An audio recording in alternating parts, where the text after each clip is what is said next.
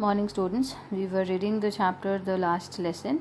We have read so far that now M. Hamel has announced to the villagers and to the students of the school that from now on they would not be having any classes of French language. Why? Because French language was banned by the rulers of them, and they would have to study the German language, the foreigner language, and they could not be reading their own language. So we have read so far, and now let's read further. While I was thinking of all this, I heard my name called. It was my turn to recite. What would I not have given to be able to say that dreadful rule of participle all through, very loud and clear and without one mistake. But I got mixed up on the first word and stood there holding on to my bag, my heart beating and not daring to look up. So he was just thinking everything about this, that he had wasted his time playing here and there, bunking the classes, and meanwhile his name was called by his teacher to recite the lesson. So he was thinking that what would happen if he would not be able to recite his rules or recite the participles of rule in one go and very loud and clear and without even making a mistake. Why? Because now it was important for him, because it was the last lesson and he really wanted to say it, to recite it very carefully and correctly. But he got mixed up on the very first word. He was not able to say a very just a one word, just a beginning word, and he was just standing there and he couldn't dare to see his teacher. He was just standing there. Then what happened? I heard M. Himmel say to me, I won't scold you, little Franz. You must feel bad enough. See how it is. Every day we have said to ourselves, bah, I have plenty of time. I'll learn it tomorrow. And now you see where we have come out. Ah, that's the great trouble with Elzac. She puts off learning till tomorrow. Now those fellows out there will have the right to say to you, how is it? You pretend to be Frenchmen, and yet you can neither speak nor write your own language. But you are not the worst, poor little Franz. We have all a great deal to reproach ourselves with. So what Mr. Hamel says to him that I am not going to scold you. Why? Because you would feel bad now for yourself. Why? Because we all know that this is the last lesson and see how it is. So now he told him that what we used to do, that every day we used to tell ourselves that we have plenty of time, we will learn this language not tomorrow, we will learn this language tomorrow or day after tomorrow. And now where we have come, so we have come here that now our language is going to be banned. We will not be able to say it, to listen it, to speak it anymore. And that's the great trouble with Elzac. He's talking about the whole town, that is the trouble with Elzac. Why? Because every citizen of that Elzac put things on next day, put things for tomorrow. They won't do it right now. And now those fellows, who are those fellows? Those fellows, he is referring to those German people, their rulers, that they have the right, that's why they are banning our language. They have the right that you call yourself Frenchmen, but you are not able to speak any word or to write your own language. But he said that you are not the worst. We all are like that. We poor little Franz, you are not the worst. We all have a great deal to reproach ourselves with, to blame ourselves. It means that we all are equally responsible for this thing, for the poor thing, or for the poor learning of our own language. So we all are responsible. So he told now that how they all were responsible.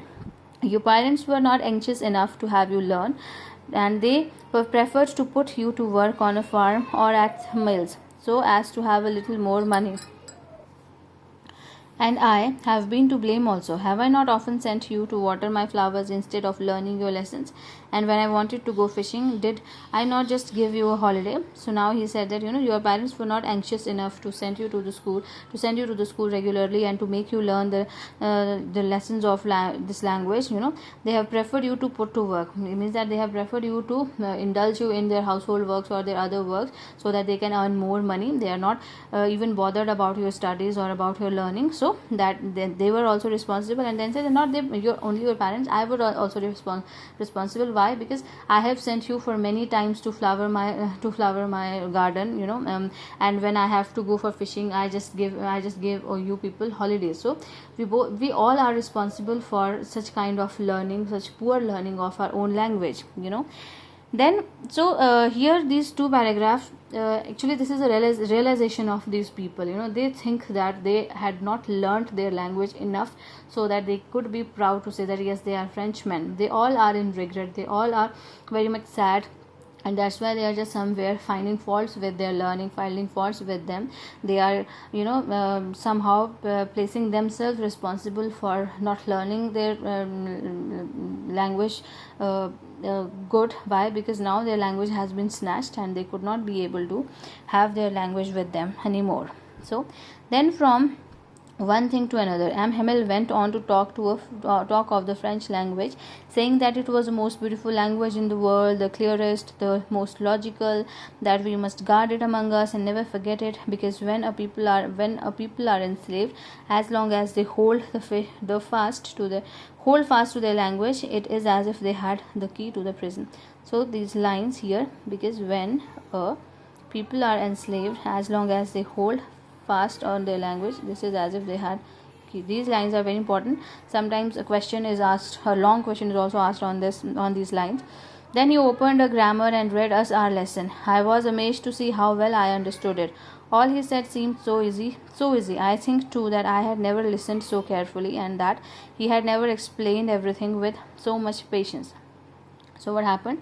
Then from other talk to another link, he just go on saying things on his language, and he is praising his language, that is the most beautiful language in the world, the most clearest, the most logical, most sensible language, and we have to guard it among us for forever. Although they were not able to listen it, they were not able to write it, but it is their mother tongue, and nobody could snatch their mother tongue from them, because it is the language in which they would think. So it's very hard to just separate this language from them. And then he give a very beautiful example here, that because when a people are enslaved, as long as they hold to their language, it is as if they had the key to their prison. So what he's saying, that if we are holding fast to our language, if we keep our language close to our heart, nobody is going to. So as far as we are holding to our own language, it is like that we have the key to our prison. What is the prison here? That they have been enslaved by other people. So the language is the key to free themselves from those oppressors. So he gives a very beautiful example. And then he opened a grammar and read us our lesson. Then he opened the grammar, he read a lesson for them, and he was very much amazed at that time. He understood everything so well. Why? Because his all concentration was on his book, and he was eagerly reading everything, he was eagerly understanding everything. That is why he think that it is very easy, it is so easy to learn, and he had listened everything so carefully. He had never did it, he had never ever listened to it so carefully. If he had, so he would have the great knowledge of his own language. And he thought that somehow that M. Hamel has not explained us with so patiently. He has never explained us like that. Why? Because M. Hamel also wanted to teach everything very clearly and in details, because he knew that this is his last lesson to be delivered by him here in his own language. So it seems almost as if the poor man wanted to give us all he knew before going away, and to put it all into our heads at one stroke.